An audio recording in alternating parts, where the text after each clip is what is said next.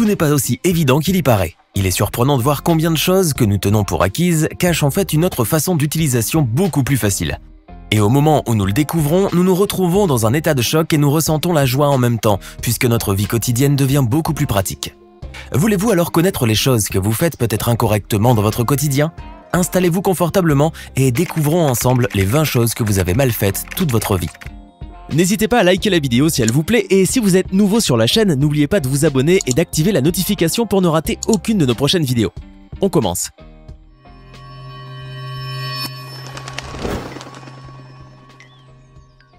Vous aussi vous détestez éplucher la mangue? Comme on vous comprend, c'est justement pour cette raison qu'on vous donnera l'astuce imparable pour ne plus avoir à finir avec des doigts gluants et du jus jusqu'au coude.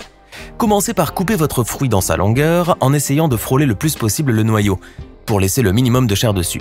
À savoir que le noyau de la mangue se trouve dans la partie la moins large, alors essayez de couper autour. Prenez ensuite un verre à eau qui soit solide, épais et dont les bords sont assez fins. Placez votre morceau de mangue sur le bord du verre et appuyez délicatement dessus pour faire glisser le fruit et ainsi séparer la chair de la peau. Et le fruit finira dans votre bol sans que vous ne soyez sali. Maintenant, qui c'est qui va faire une bonne salade de fruits? Attention, avec cette astuce qu'il faut absolument montrer à votre grand-mère, qui au passage a passé toute sa vie à croire que le tiroir qui se trouvait au-dessous de son four était un emplacement pour ranger les casseroles, eh bien pas du tout. Si vous ou votre grand-mère avez la chance de posséder une cuisinière avec four, vous devez sûrement avoir ce fameux tiroir en bas. Eh bien en réalité, ce tiroir a un nom et il s'appelle le tiroir réchaud. Ce dernier sert à maintenir au chaud les plats cuits au four pendant que d'autres cuisent encore. D'ailleurs, vous remarquerez qu'après utilisation du four, vos poêles et casseroles rangées dedans sont chaudes. Restez là avant d'aller vérifier. Passons d'abord aux autres astuces. Lorsque vous allez dans un fast-food et que vous commandez une boisson, on vous la sert normalement dans un gobelet en carton, couvert d'un couvercle en plastique. Pas vrai? Vous êtes-vous déjà demandé pourquoi couvrait-on votre boisson alors qu'elle était froide et surtout que vous alliez la consommer sur place? Vous étiez sûrement trop concentré avec votre burger pour y penser. Eh bien, on vous dit tout. Le couvercle est en réalité un dessous de verre. Si vous regardez bien, il possède 3 petites bosses de chaque côté et des creux qui correspondent en fait à la taille du gobelet. Une fois posé, il est bloqué et maintenu. Et comme votre boisson est froide, l'eau présente à l'extérieur de votre gobelet doit forcément dégouliner. Vous comprenez mieux maintenant? Comme chantait Mowgli dans « Il en faut peu pour être heureux », cueillir une banane, ça se fait sans astuce. Ok, non, mais l'éplucher si. On vous montre? Plus la peine de tordre cette pauvre banane pour la peler, il existe une meilleure astuce. Il suffit simplement de la retourner, de pincer l'extrémité, vous remarquerez alors que celle-ci se fend en deux. Puis le reste est facile. Plus besoin de vous expliquer.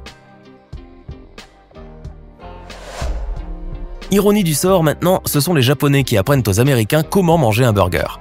L'un des trucs les plus agaçants quand vous allez au fast-food, autre que d'attendre trop longtemps avant que votre menu arrive, c'est de croquer dans votre burger et devoir dégouliner toute la sauce, suivie des tomates et des cornichons qui finissent soit sur votre plateau, soit si vous êtes malchanceux, sur votre t-shirt. Et bien que vous n'aurez plus de soucis à vous faire puisque nos amis japonais ont trouvé une technique pour maîtriser ce maudit sandwich.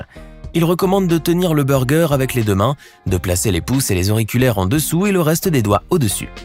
Ainsi, les ingrédients seront maintenus fermement entre les doigts, car ces derniers auront exercé une pression uniforme sur le sandwich. Et vous pourrez alors croquer le burger à pleines dents. Un invité surprise? Pas de boisson fraîche à servir? Pas de panique, nous avons la solution. Il suffit de prendre du papier essuie-tout, de le passer sous le robinet pour qu'il absorbe l'eau et de couvrir l'ensemble de votre bouteille avant de la placer au réfrigérateur. Comme ça, votre boisson refroidira en un rien de temps. Mais pour ça, il faut que votre bouteille soit de préférence en verre. De rien. Si vous avez déjà tenté de faire un jus et que votre blender n'a pas mixé vos fruits, c'est sûrement parce que vous vous y êtes mal pris. Le secret réside dans l'ordre d'entrée des ingrédients dans le bol. Vous remarquerez que les lames du broyeur ne peuvent pas broyer s'il n'y a pas de liquide, autrement elles tourneraient dans le vide. Les liquides aident les lames à tourner en souplesse, sans qu'elles soient bloquées par les ingrédients solides ou congelés.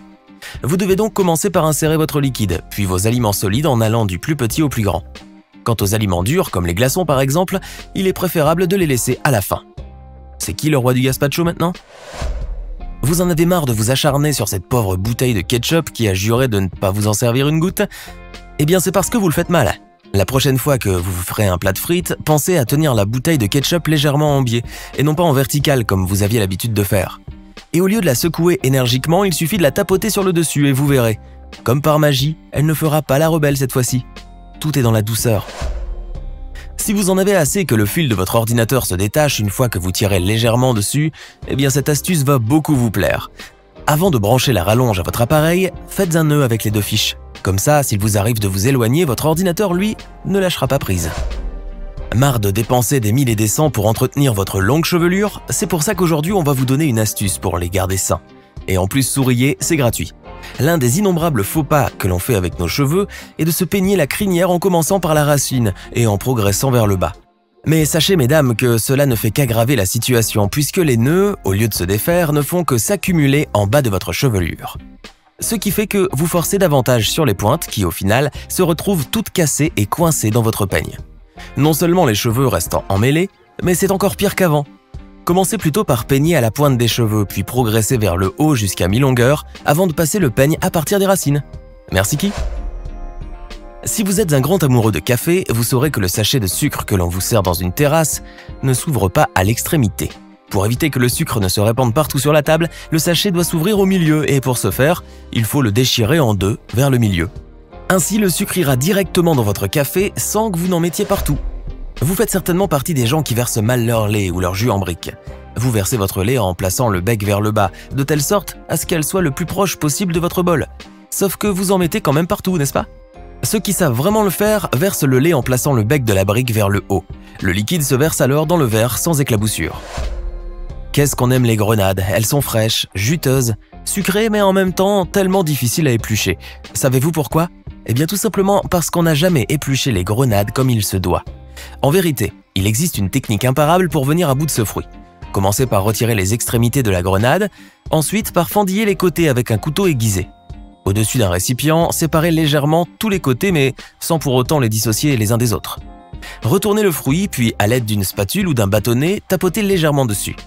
Vous verrez que comme par magie, tous les grains se mettront à tomber en pluie. Au bout de quelques secondes, votre grenade sera vidée et il ne vous restera plus qu'à la savourer. Oui, je sais, c'est révolutionnaire, mais en même temps, fallait y penser.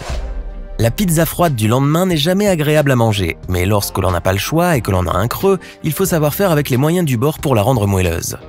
Et bonne nouvelle, comme moyen de bord, vous n'aurez besoin que d'un micro-ondes et d'un verre d'eau. Normalement, lorsque vous faites réchauffer une pizza au micro-ondes, elle en ressort très dure. En revanche, si vous insérez avant un verre d'eau dans le micro-ondes, la vapeur de l'eau fera que la pizza en ressortira moelleuse. Peut-être plus moelleuse que la veille. Pensez-y. Attention les filles, aujourd'hui nous allons briser un mythe. Si vous comptez sortir tiré à 4 épingles, il faut déjà que vous sachiez comment les mettre correctement. Beaucoup comptent sur les petites ondulations des pinces pour faire joli sur les cheveux, mais on est désolé de vous apprendre que le côté ondulé va en dessous des mèches, car les petites ondulations permettent de mieux tenir les cheveux. La partie lisse des pinces à cheveux est donc celle qui va au-dessus, du côté visible. On sait combien c'est dur à concevoir, d'autant plus que l'on s'est trompé depuis des années. Mais bon, aujourd'hui, le monde tourne à l'envers, alors mesdames, retournez vos pinces à cheveux. Vous vous êtes certainement déjà servi d'un économe ou d'un éplucheur à légumes. Et si vous êtes une personne normale, vous vous en servez en faisant glisser l'outil du haut vers le bas et en recommençant jusqu'à ce que le légume soit entièrement épluché.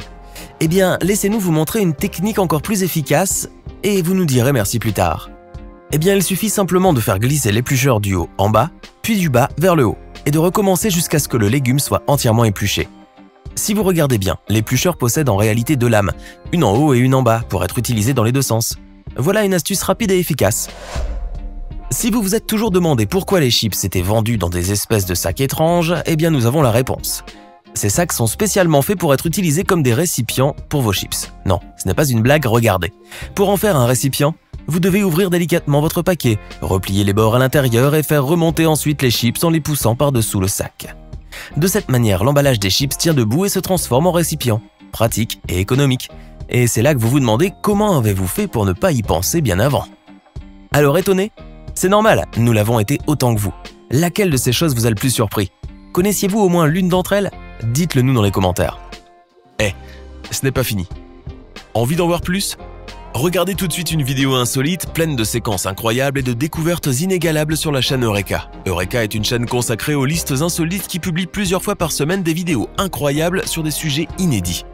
Cliquez tout de suite sur Eureka et découvrez maintenant la toute dernière vidéo de la chaîne. À demain!